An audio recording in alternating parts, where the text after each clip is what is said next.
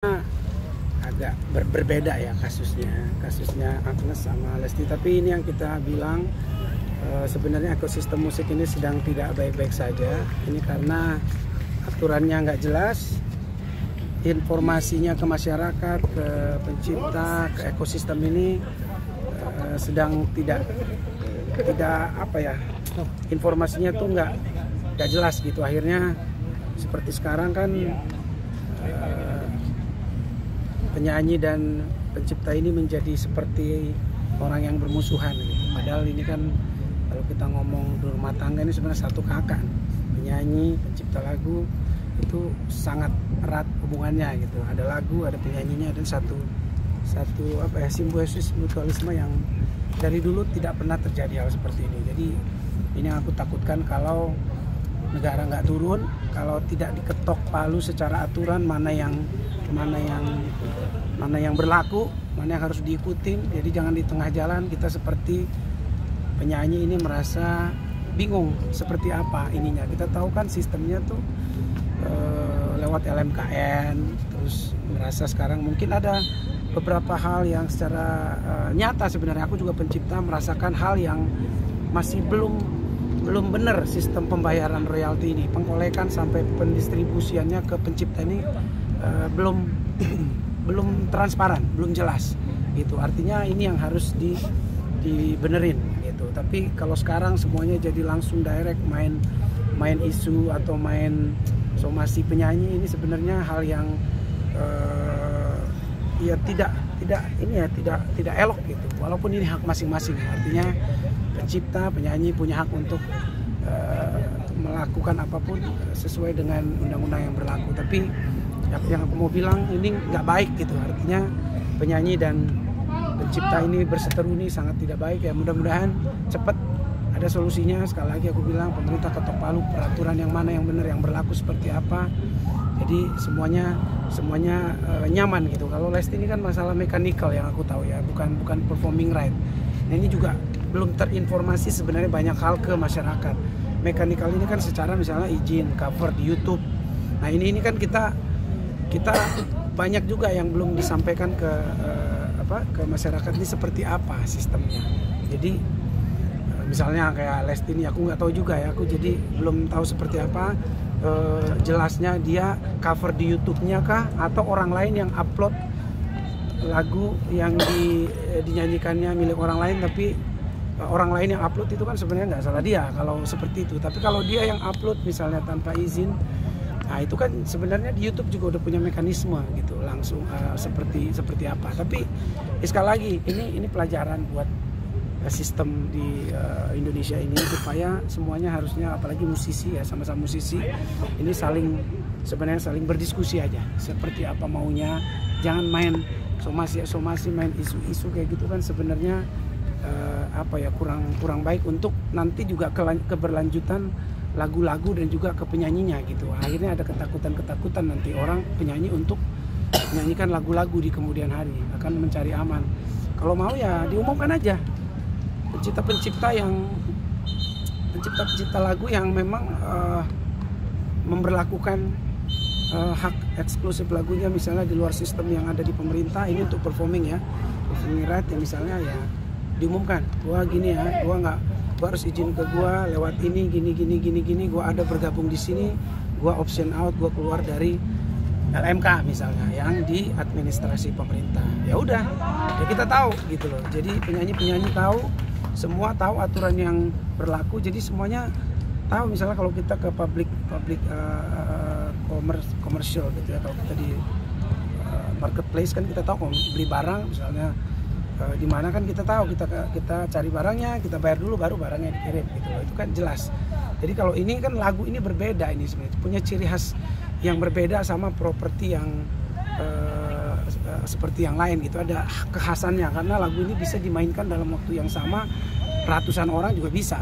Jadi izin-izinnya ini harus benar-benar disepakati gimana sistem pembayaran royaltinya gitu loh.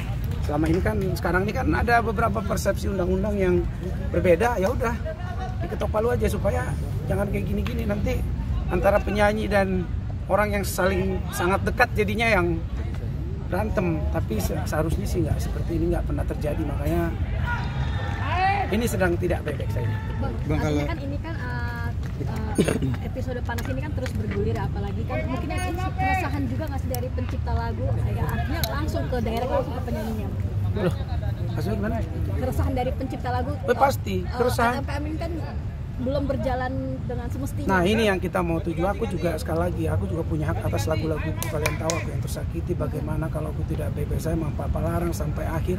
Aku juga pernah sampai waktu itu tidak pernah berhenti bernyanyi karena suaraku. Jadi aku juga berjuang untuk hak-hakku, untuk anak-anakku nanti ke depan. Jadi cuman perjuangannya seperti apa, ini yang harus kita sama-sama berdiskusi. Karena aku maunya setiap laguku dimainkan nanti dimanapun aku mendapatkan hakku.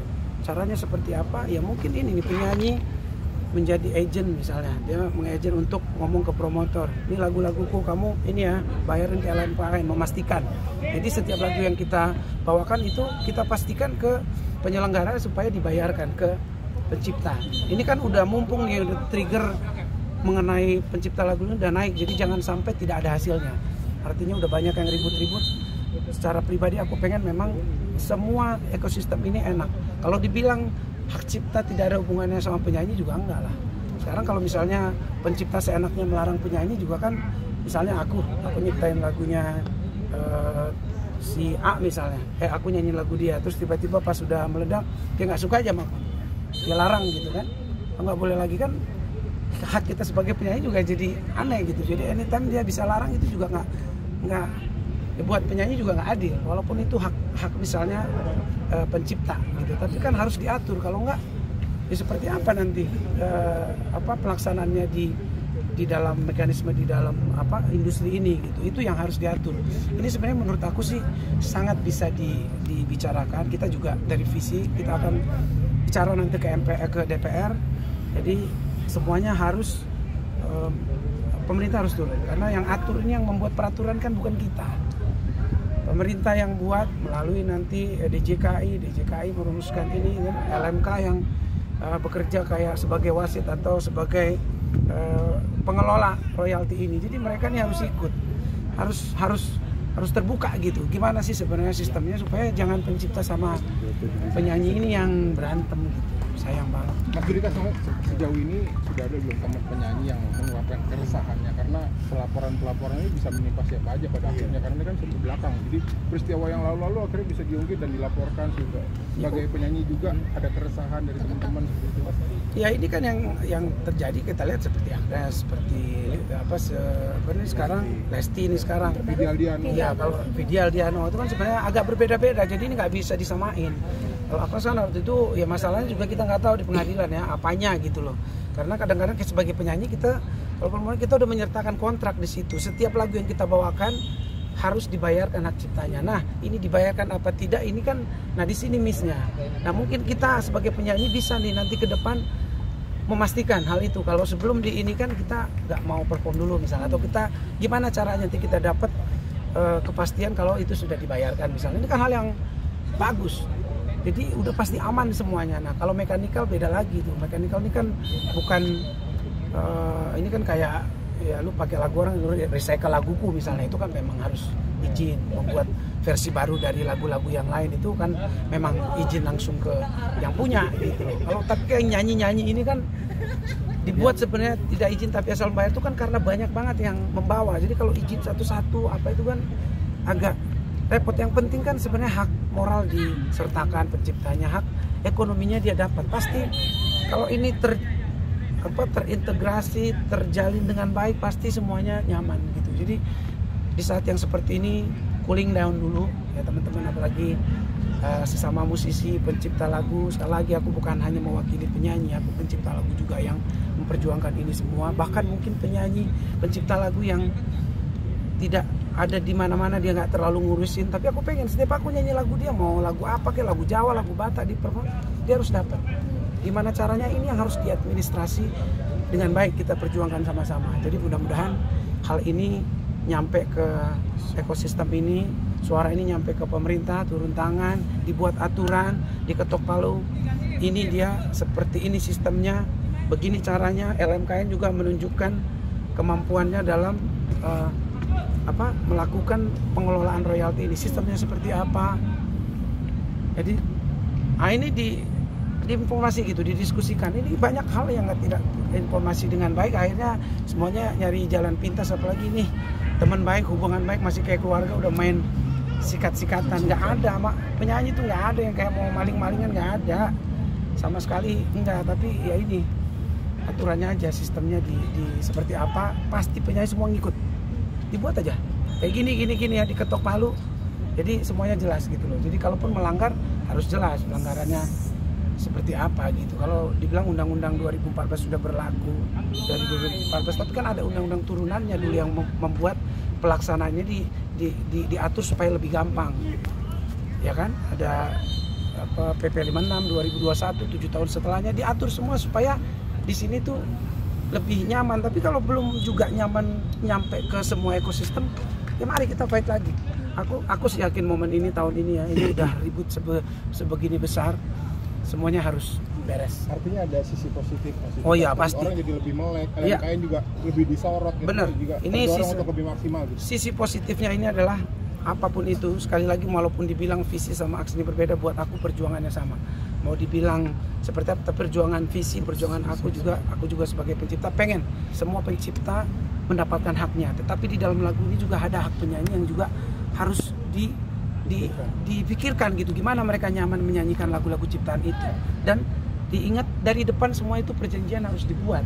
Jadi jangan di tengah jalan main ini kan begini. Nah, dari depan seperti apa perjanjian kan harus jelas gitu. Jangan tiba-tiba di tengah main sikat karena ini begini, ini gua punya hak eksklusif lagu-lagu gua, jadi lu ya nggak bisa gitu loh. Jadi kan aku juga di label dulu nggak kenal itu pencipta, memang di Sony Musik dulu aku nggak tahu pencipta laguku siapa. Bukan karena aku nggak mau tahu, tapi label itu memang punya bank lagu yang besar ada di label, kita nyanyikan begitu besar. Dan mereka punya kontrak sendiri bersama penciptanya gitu. Kita bahkan nggak tahu berapa kontrak mereka. Tiba-tiba di tengah jalan mereka nanti isu kita kan, kita kaget gitu loh. Jadi padahal di depan itu tidak ada ininya gitu, tidak ada informasinya atau kesepakatannya seperti apa. Jadi dibicarakan. Teman-teman visi kan kemarin sempat menggugat ke MK ya. Sejauh ini perjalanannya seperti apa sih kan? Ya masih sidang, masih pendahuluan ya, masih sidang pendahuluan 2 kali. Kemarin yang pertama hakim MK-nya bilang dibereskan lagi, administrasinya masih ada yang kurang, dan itu biasa aja di sebuah sidang karena mungkin ada hal-hal yang harus kelengkapan lah yang dilengkapi. Udah dilengkapi. Kemarin hakim juga bilang kalian udah datang ke tempat yang tepat. Nanti akan ada sidang pleno. Kalau kemarin ada 3 hakim, nanti akan ada 9 hakim untuk mengadili atau ini menjalankan kasus ini. Jadi apapun nanti hasilnya, lah inilah cara kita bersama untuk mencari solusi yang terbaik. Jadi jangan dibilang kalaupun visi kesini tuh salah, ini urusan pencipta. Ya visi juga mau punya suara untuk hal-hal seperti ini, dan menurut kita memang negara harus hadir. Jadi apapun yang diputuskan negara nanti kita pasti legowo, karena kita patuh sama aturan yang berlaku. Teman-teman visi akan hadirkah? Akan hadir nanti untuk sidang selanjutnya atau hanya? Ya kan kita akan mengikuti persidangan. Kita nggak tahu apa yang dibutuhkan hakim nanti. Kalau kita diminta hadir ya pasti hadir. Kalau misalnya sebagai saksi ini, saksi ahli atau apa untuk kasus ini, pasti kita diundang ya kita datang. Jadwalnya kapan? Belum tahu yang ketiga. Nanti dari pengacara gitu. Bang mungkin terakhir Bang pesan untuk Lesti dan Yoni Dore sendiri Bang. Iya, kalau aku sih pengennya ya kita sekali lagi aku bilang musisi pencipta lagu dengan ini tuh satu keluarga sebenarnya. Kalau bisa semuanya dibicarakan, dicari jalan yang terbaik. Tapi kalaupun semua tidak ketemu ya apa ya, gimana ya, mau gimana ya, mudah-mudahan ini jadi pelajaran ke depan. Tapi buat aku ini hal yang sangat tidak membuat nyaman ekosistem ini. Jadi buat Lesti dan juga buat Mas Yoris yang menuntut ini, ya mudah-mudahan ada titik tengah, saling berbicara dengan hati yang dingin, cari jalan tengahnya, dan mudah-mudahan semuanya lebih baik ke depan.